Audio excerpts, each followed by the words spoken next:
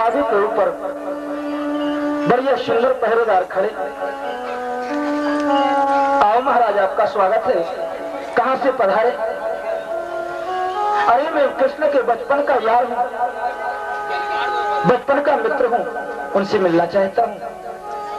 द्वारपालों ने बड़ा आदर किया, बड़ा सत्कार किया। हमारे प्रभु के द्वारपाल हैं। और सुदामा से कहने लगे, महाराज ठीक है, हम मानते हैं कि आप उनके मित्र हैं, लेकिन यहाँ की मर्यादा का भी पालन करना पड़ेगा। आप थोड़ी देर विश्राम करें। प्रभु अभी भोजन कर रहे थे, भोजन करने के बाद स्नान नहीं कर रहे होंगे तो मैं सूचना देता हूँ। सुदामा को बिठा करके और द्वारपाल चल दिए। और प्रभु आज बैठे हुए थे, रुक्मणी जी बगल में बैठी हुई थी, वार्ता चल रही थी। इतने में द्वारपाल पहुंचा, प्रभु के चरणों में प्रणाम किया। महाराज, बिना आज्ञा लिए आना मेरे लिए ठीक नहीं, आपसे क्षमा चाहता हूं, लेकिन आपसे क्या कहूं। बोले क्या है? बोले दरवाजे के ऊपर एक दुबला पतला ब्राह्मण खड़ा, शरीर जिसका जर्जर है, शरीर में कपड़े नहीं, पैरों में कोई ज्योति नहीं, सिर पर बांधने के लिए कोई पगड़ी नहीं। कैसा है?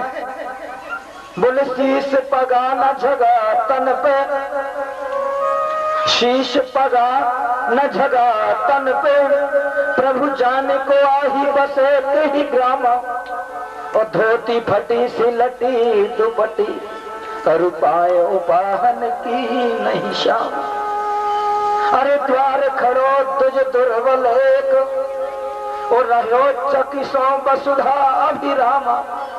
बार बार आपको पुकारता है, जिसके सिर पर पगड़ी नहीं, शरीर में कपड़े नहीं, फटी हुई एक धोती सी पहने, हाथ में लट्टू लिए, दुबला पतला ब्राह्मण, पैर में पहनने के लिए जूती नहीं। महाराज बार बार आपकी याद करता, बार बार आपको याद करता। कन्हैया ने कहा, और कुछ कहा उसने? बोले पूछत दीन दयाल को धाम, आपका धाम पूछ रहा है। और क्या कहा? बोले बताओ के अपना नाम सुदामा, अपना नाम सुदामा बताता है। और जैसे ही प्रभु ने सुदामा सुना, मंच पर बैठे थे कूद पड़े। अरे तुमने जब से क्यों नहीं कहा कि मेरा मित्र सुदामा आया? तुमने इतनी कथा सुनाने की क्या जरूरत थी? कहना था सुदामा तुम्हारा मित्र आया है। और कन्हैया ने तो दौड़ लगाई डांटते हुए चौकीदारों को। और जैसे ही कन्हैया दौड़े, रुक्मणी जी घबरा गई, क्या हुआ? पीछे से रुक्मणी, और पीछे देखा तो उद्धव मंत्री दौड़े दौड़े, क्या हुआ क्या हुआ? बोले पता नहीं प्रभु को क्या हुआ। सुदामा नाम सुना और दौड़ पर दौड़े दौड़े दौड़े दौड़े गए। प्रभु दरवाजे पर सुदामा को जैसे ही देखा, प्यारे सुदामा को उठा करके अपने अंक में भर लिया। धन्य है प्रभु की भक्त वत्सल, अपने अंक में भर लिया। और कहते हैं, सुदामा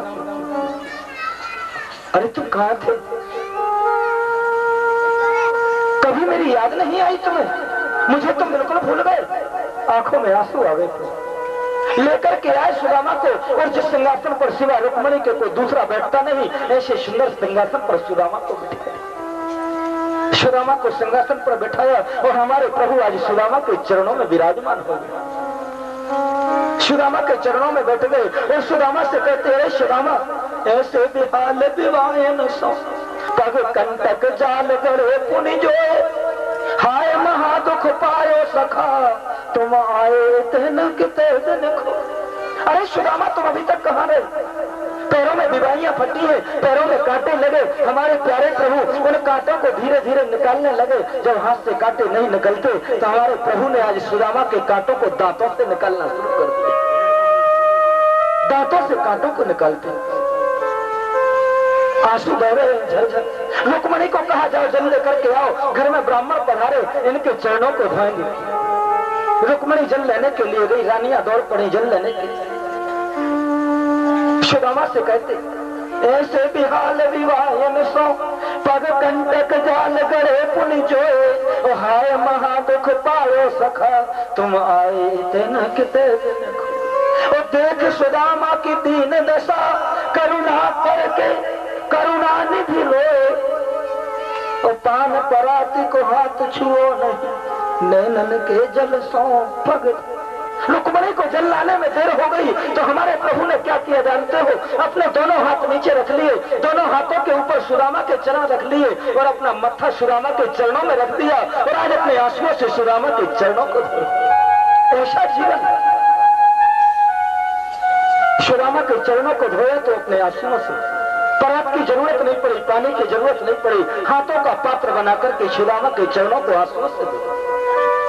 ऐसा जीवन सुदामा कहते लाला तुम क्या कर रहा है? आज उसकी दीनहीन दशा को देख करके प्रभु की आंखों में आंसू।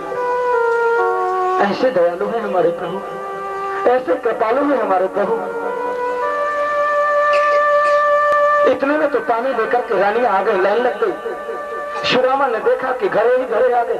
प्यार से बोले जय श्री कृष्ण। सुदामा ने कहा प्रभु एक बात तो बता। बोले क्या? आज तो घरों की लाइन लगी है, क्या बात है? कोई घट प्रदर्शनी है क्या? प्यार से बोलो जय। बोले नहीं सुदामा, एक रानी से कहा था तो सब लेकर के आ गए। भगवान ने सुदामा के चरणों को पखारा और सुंदर चरणों को पखार करके आज सुदामा के चरणामृत को प्रभु पान कर रहे हैं।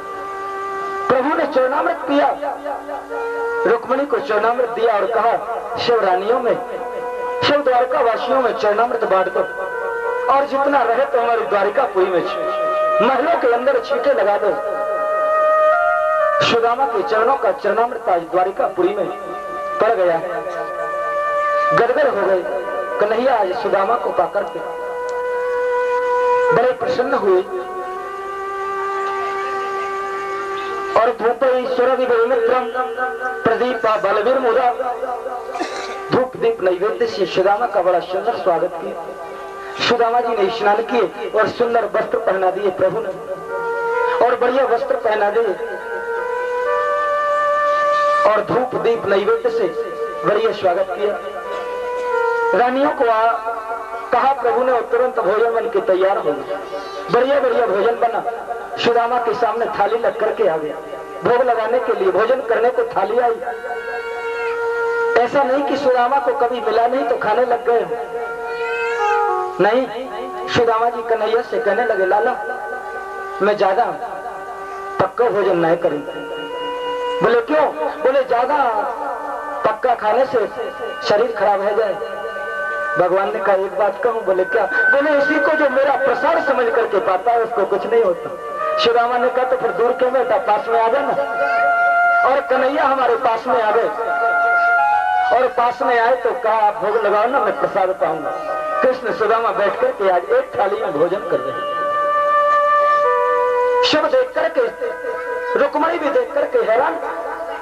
एक मित्र ऐसा जो द्वारिका का राजा और दूसरा मित्र ऐसा जिसके शरीर पर वस्त्र भी नहीं, लेकिन समानता देखो।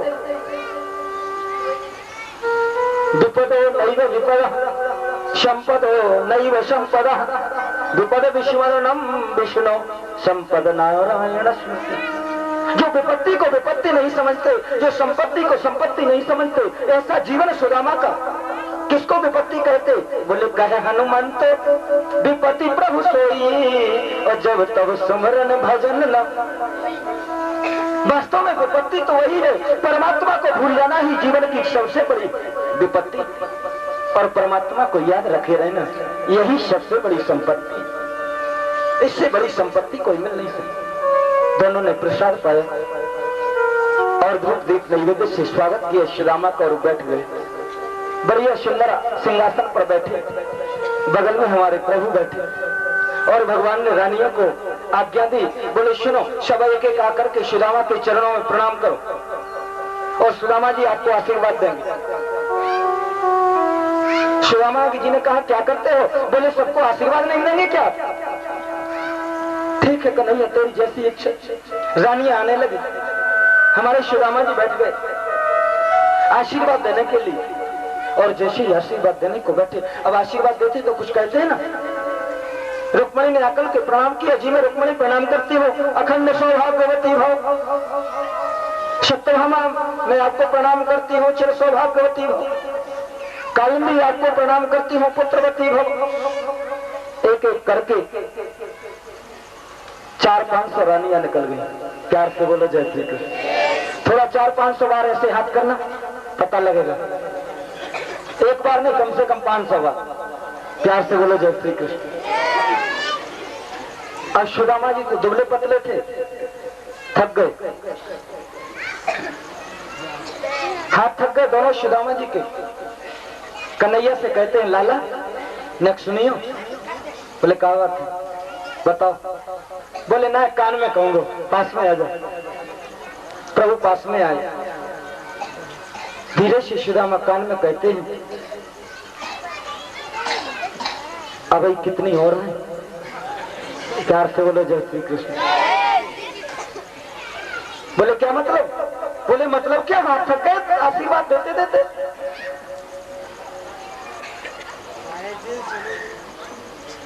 बोले आखिर क्या करूं। बोले हाथ चलाना बंद कर दो, केवल मुंह से आशीर्वाद देते हो। और सुदामा ने हाथ चलाना बंद किया, मुंह से आशीर्वाद देते। चिर सौभाग्यवती अखंड सौभाग्यवती भाव 1000-2000 रानियां और निकली होंगी, मुंह भी दर्द करने लगे। बोले लाला एक बात सुनो। बोले क्या। बोले वो भी कहानी में कहूंगा। बोले कहो ना। बोले नहीं सब सुन लेंगे, धीरे से कहेंगे। पास में आओ। प्रभु पास में आए, धीरे से सुदामा जी कहते ये सब अपनी है। प्यार से बोलो जय श्री कृष्ण। बोले क्या मतलब। बोले हमने सोचा था आशीर्वाद लेने के लिए पड़ोस वाली भी इकट्ठी हो गई। बोले नहीं अभी पड़ोस का नंबर नहीं, अभी तो घर का ही चल रहा है। बोले आखिर कितनी है। बोले ज्यादा कछुना है। बोले फिर भी। बोले 16,108। सुदामा जी को पसीना आ गया। अब कम से कम एक हफ्ता तो आशीर्वाद देने को चाहिए। बूढ़ा शरीर, दुबला पतला शरीर। सुदामा कहते हैं अभी भी कह रहा हूं कि कछु ज्यादा ना है। जहां तो एक पत्नी के पीछे घर छोड़े और ये कह रहा 16,108 है, पर कछु ज्यादा ना है। प्यार से बोलो जैसे। आखिर में इच्छा क्या है। बोले एक काम करो।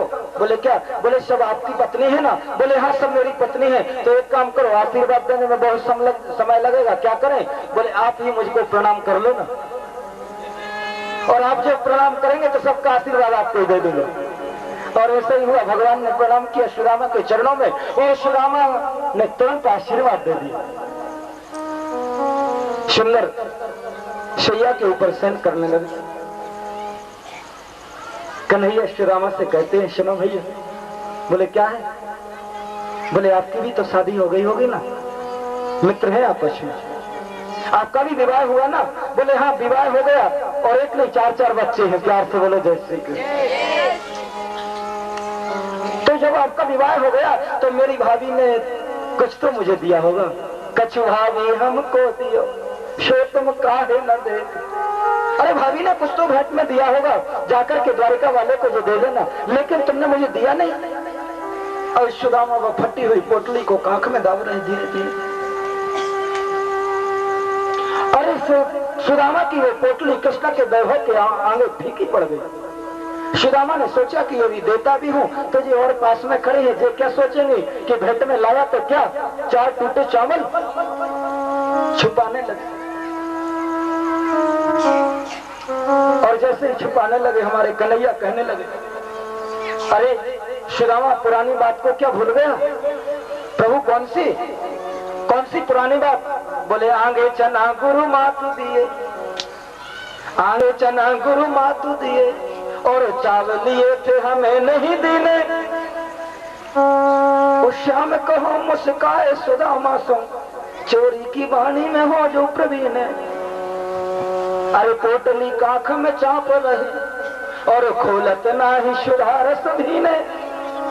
और पाछली बाना जोला तजी, अरे तैसे ही भाभी के तुम मिलकी ने।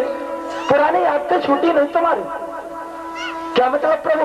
बोले भूल गए, गुरु माता ने चने दिए थे दोनों को खाने के लिए, और तुमने मेरे बटके भी चने खा लिए, जिससे आज तुम्हारा जेहाल हुआ। और वही काम आज दोबारा करने के लिए जा रहे, तो क्या होगा आगे। सुदामा का सब नीचे हो। सुदामा से भगवान कहने लगे मैं ये नहीं चाहता कि मुझे कोई दे, मुझे तो जो अर्पण कर दे। पत्रम पुष्पम फलम तो यो में भक्तिया प्रक्षति। जो कुछ मुझे लोग अर्पण कर दें भाव से। क्यों। कि भाव का भूखा हूं मैं, बस भाव ही एक सार है, और भाव से मुझको भजे तो भाव से बेड़ा, और भाव बिन मुझको पुकारे मैं कभी सुनता नहीं, और तेरे भक्ति भाव की करती मुझे लाचार।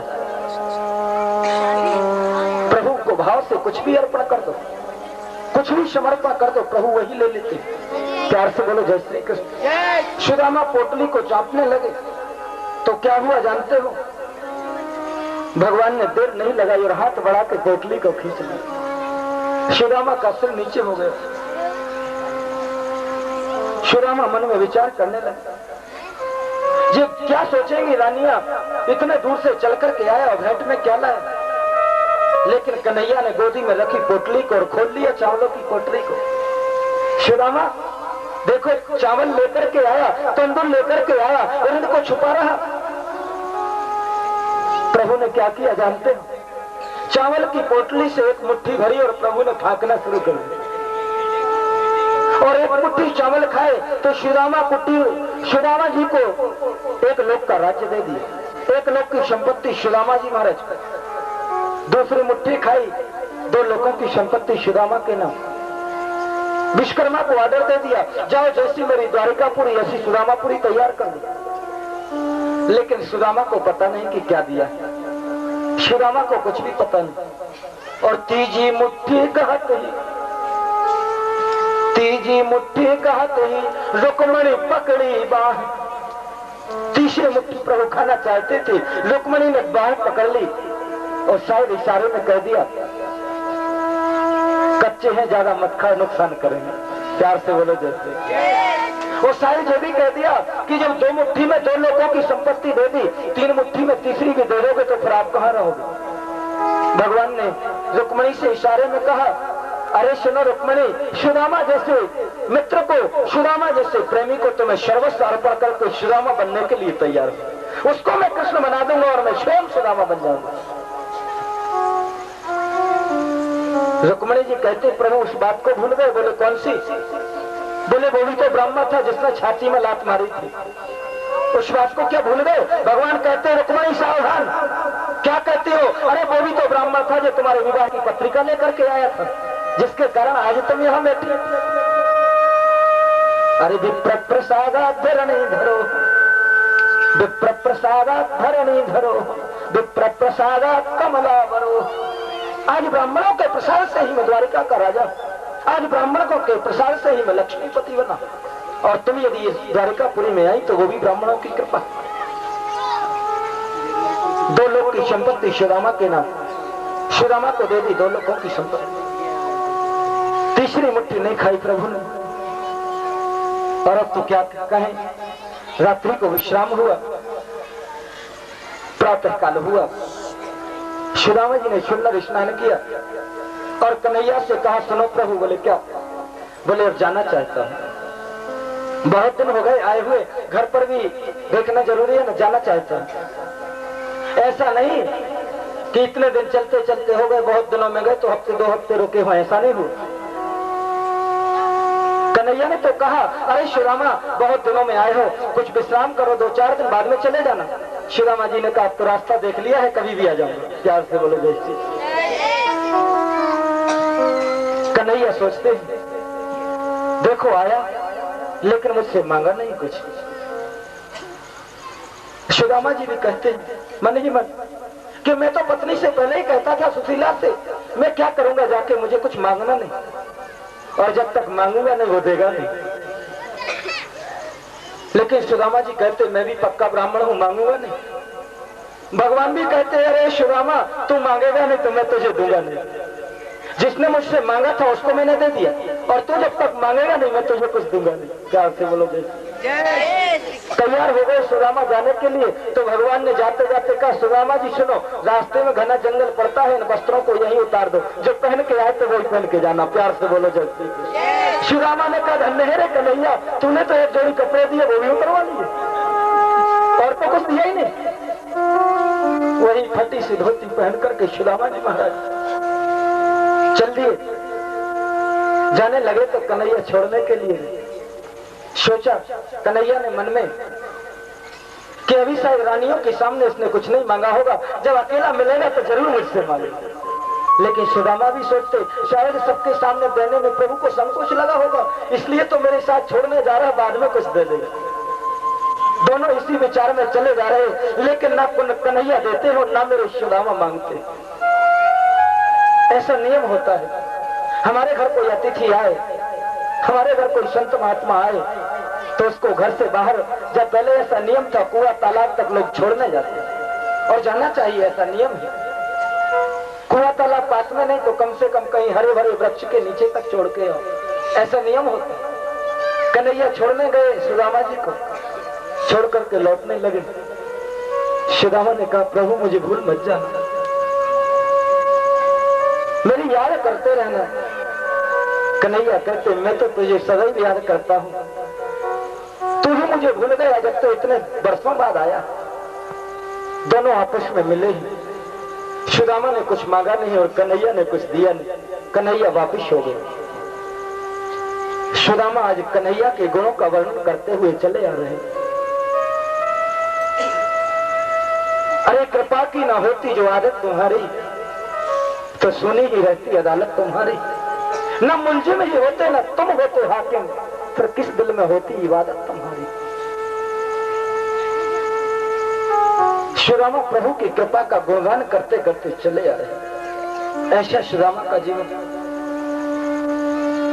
और जैसे ही सुदामा जी महाराज चले आ रहे थे और पहुंचे हैं आज अपने नगर के में, और जैसे ही नगर में पहुंचे तो बड़ा विचित्र चंबा। क्या देखा आते ही, अरे वैसे ही राज समाज बनो, वैसे ही राज समाज बनो, गजबाज घने मन संभ्रम लायो। अरे केवे परो कहीं मार्ग भूल के फेर के मैं अब द्वारिका आयो।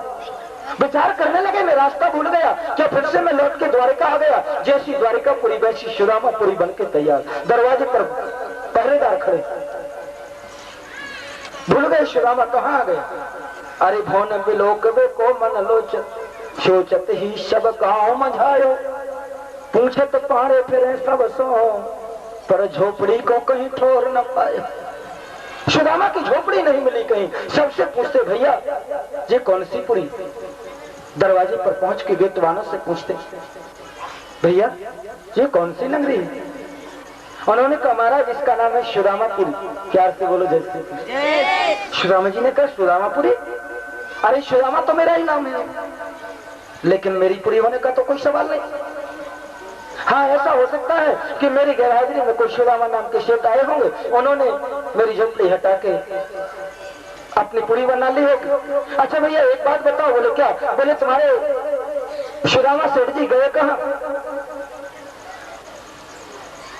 गेटवान कहते वो सेठ जी नहीं, वो तो पंडित जी हैं। अब पता तो नहीं सुदामा को कुछ भी। सुदामा जी ने कहा पंडित जी तो मैं ही हूँ, पर फिर भी मेरी झोपड़ी। अरे भैया तुम्हारे सुदामा पंडित जी कहाँ गए हैं। बोले वो तो द्वारिकापुरी गए हैं। प्यार से बोलो जैसे।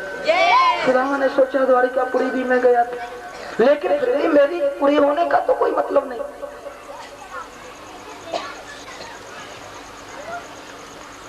सुदामा नाम के पंडित जी जो होंगे पैसे वाले होंगे, और पैसे वालों का तो पैसे वालों से संबंध होता है। सुबह जाते होंगे शाम को लौट करके आ जाते हो, ऐसा होता होगा। अच्छा भैया सुदामा पंडित जी कब गए हैं द्वारिका। बोले 12-13 महीने हो गए, ज्यादा तो मुझे पता नहीं। सुदामा ने कहा तब तो फिर मैं ही हूँ। हो सकता है वो टेढ़ी टांग वाले की कोई नजर टेढ़ी हो गई हो, लेकिन अब जब फटे हाल से भीतर कौन जाने देगा। अच्छा भैया एक बात बताऊं। बोले क्या। बोले पंडित जी नहीं, पंडितानी तो घर में होंगे ना। बोले हाँ महाराज वो तो है, मैं उनको बुलाओ, मैं पूछूं मेरी झोपड़ी कहाँ गई। मंत्री दौड़े दौड़े गए, बताया दरवाजे पर दुबला पतला ब्राह्मण निकल खड़ा हुआ है। सुशीला जी अंदर से निकल कर गए आई तो भगवान की कृपा से वो भी अब बिल्कुल। प्यार से बोलो जय श्री कृष्ण। जब ये आता है ना जो, तो ये साथ में लाता है, और ये नाला है तो समझो भगवान की बहुत बड़ी कृपा। और 12-13 महीने तो बहुत होते हैं, 2 महीने में मॉडल चेंज हो जाता है। प्यार से बोलो जय श्री कृष्ण।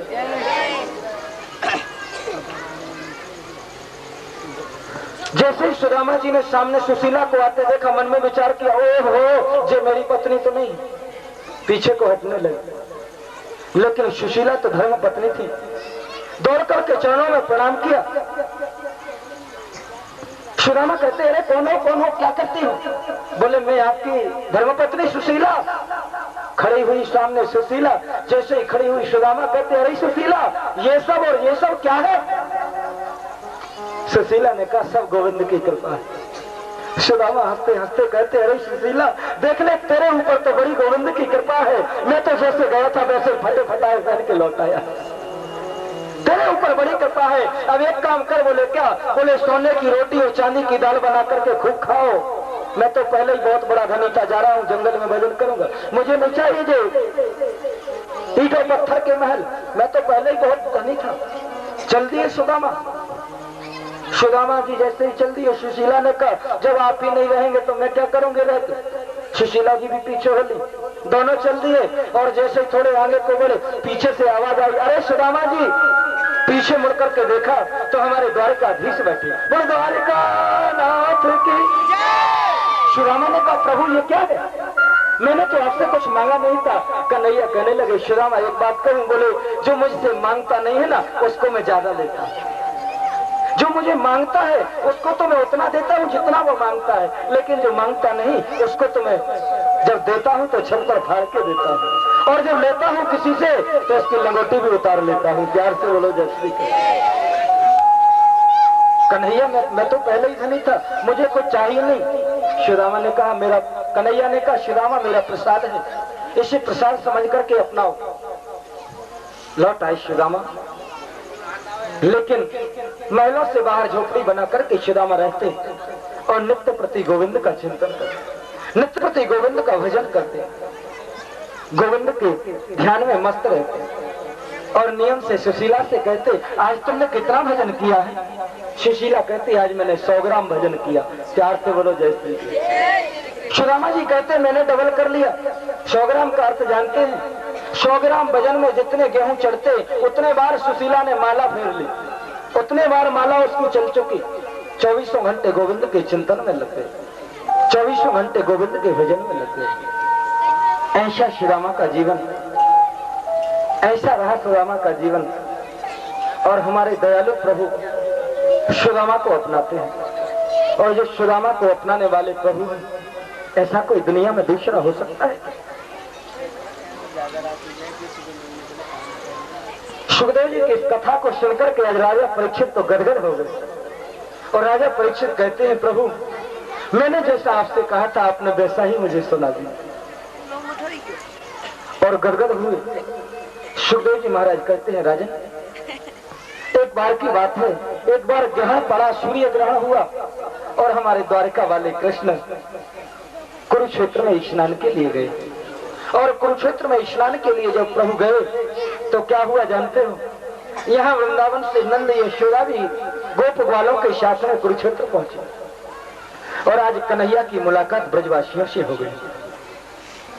ब्रजवासियों से जैसे ही मुलाकात हुई, सब गदगद हो गए। राधा रानी आज कन्हैया से मिली, और आपसे क्या कहें? राधा हमारो धन, राधा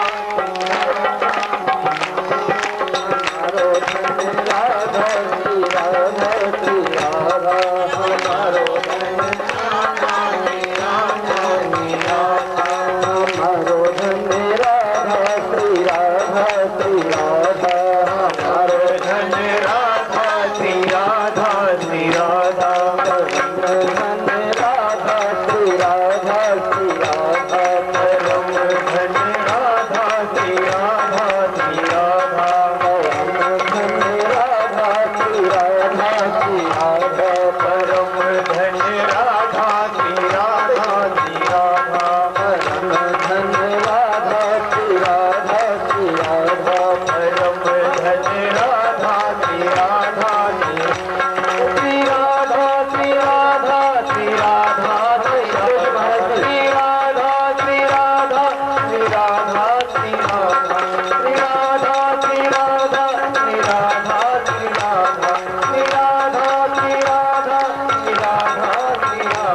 परम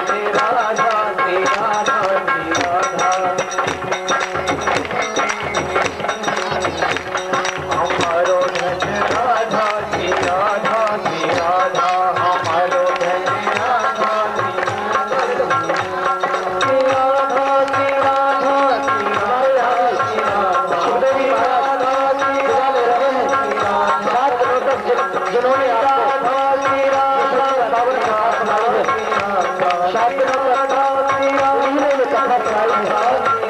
और आज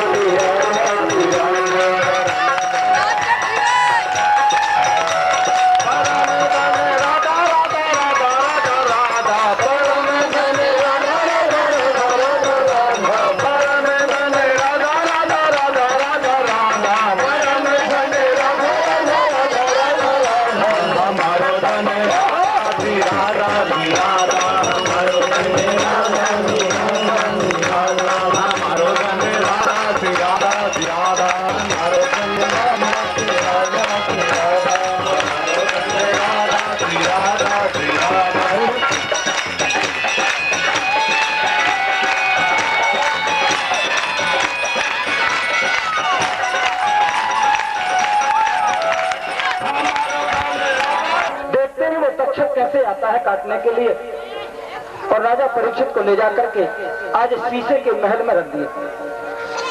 बड़े बड़े राजा महाराजा मिलने के लिए आ रहे हैं। आज परीक्षित का अंतिम दिवस है, 7वां दिन। सब मिलने के लिए आए हैं और सब मिलने के लिए आ रहे हैं। आंखों नम है सबके, कोई ना कोई कुछ ना कुछ उपहार में लाते हैं और राजा परीक्षित की मंगल कामना करते हैं। लेकिन ऋषि का श्राप है, आज तक्षक भी चला है राजा परीक्षित को काटने के लिए, और तक्षक चला जा रहा था। रास्ते में तो धन्वंतरी नाम के वैद्य से मुलाकात हो गई। तक्षक धन्वंतरी से कहता है, सुनो बाबा। बोले क्या? बोले आप कहाँ जा रहे हैं? कहाँ जा रहे हैं आप? बोले मैं जा रहा राजा परीक्षित के यहाँ। क्यों? मैंने सुना है कि आज 7वां दिन है, तक्षक काटने के लिए आएगा और मैं उनकी रक्षा करूंगा, मैं उनको बचा लूंगा। उससे क्या होगा? परीक्षित मुझे बड़ा सम्मान देंगे, परीक्षित मुझे बहुत सारा धन देंगे। ऐसी कामना लेकर के मैं जा रहा हूँ। प्यार से बोलो जय श्री कृष्ण।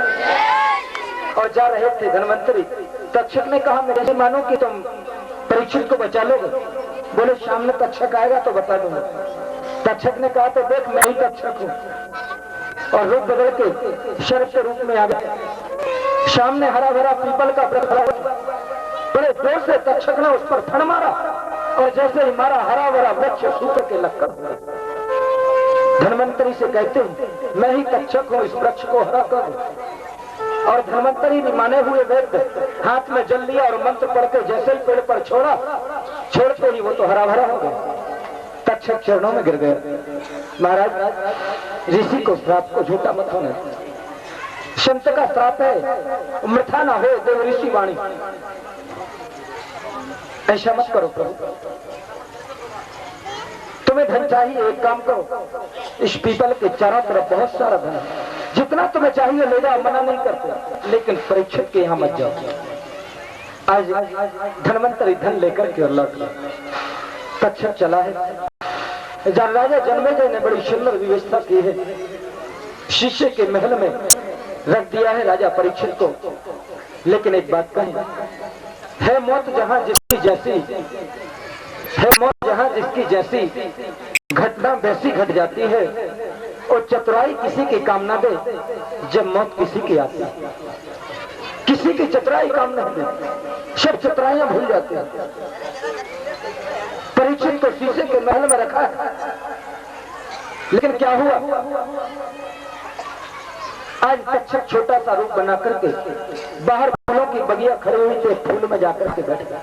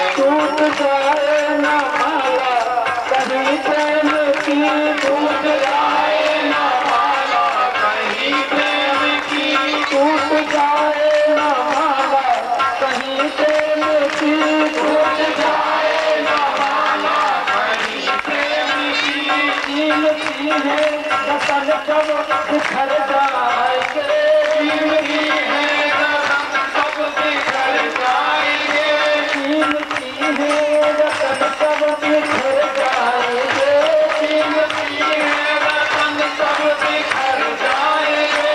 अब ये मानो न मानो खुशी आपकी, मानो न मानो खुशी आपकी। आज सबसे यही कहना है, जाते जाते यही कहना है क्या? अब ये मान